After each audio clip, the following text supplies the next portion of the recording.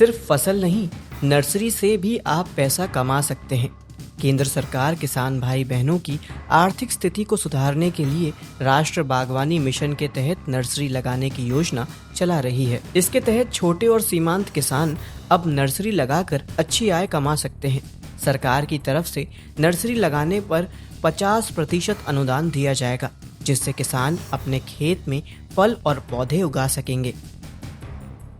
राष्ट्रीय बागवानी मिशन के तहत नर्सरी लगाने वाले किसानों के लिए मदर ब्लॉक बनाना जरूरी होगा। इसके लिए उच्च गुणवत्ता वाले पौधे कृषि अनुसंधान संस्थानों से प्राप्त करने होंगे। नर्सरी लगाने पर किसानों को अनुदान मिलने के बाद अपनी नर्सरी में राष्ट्रीय बागवानी मिशन से संबंधित बोर्ड लगाना होगा।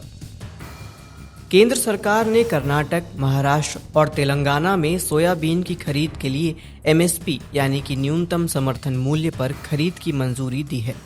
नाफेड और NCCF जैसी केंद्रीय नोडल और राज्य स्तरीय एजेंसियां किसानों से उनकी उपज MSP पर खरीदेंगी। इस फैसले से सोयाबीन किसानों को उचित दाम मिल सकेगा और उनकी आय में बढ़ोतरी होगी।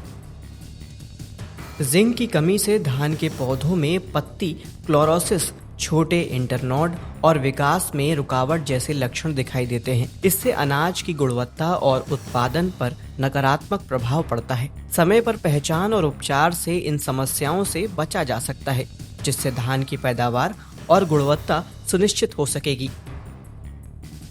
कृषि वैज्ञानिकों के मुताबिक धान में जिंक की कमी मिट्टी में जिंक की कम मात्रा, उच्च फास्फोरस स्तर और मिट्टी के pH के कारण हो सकता है। अधिक अम्लीय या क्षारीय मिट्टी में जिंक अवशोषण कम होता है, जिससे पौधों की वृद्धि प्रभावित होती है। इसके समाधान के लिए जिंक आधारित उर्वरकों का उपयोग और मिट्टी के pH को संतुलित करने की सिफारिश की जाती है। समय पर हस्तक्षेप से पौधों की सेहत में सुधार हो सकता है।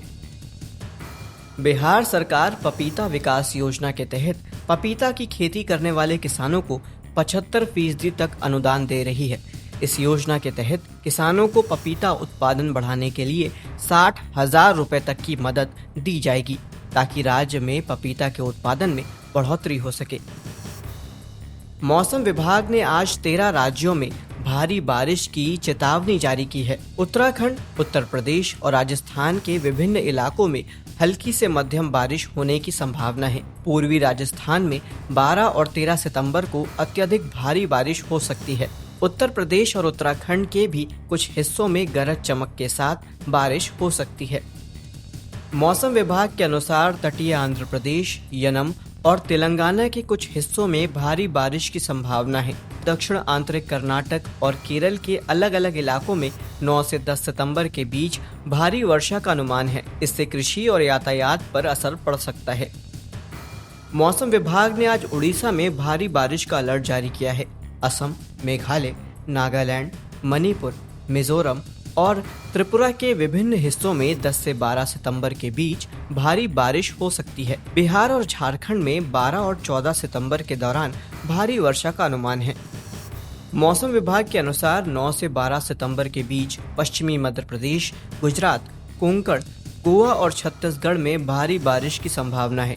मध्य महाराष्ट्र और विदर्भ में भी 9 से 12 सितंबर के दौरान भारी बारिश हो सकती है, जिससे क्षेत्र में बाढ़ और जल जमाव की स्थिति उत्पन्न हो सकती है।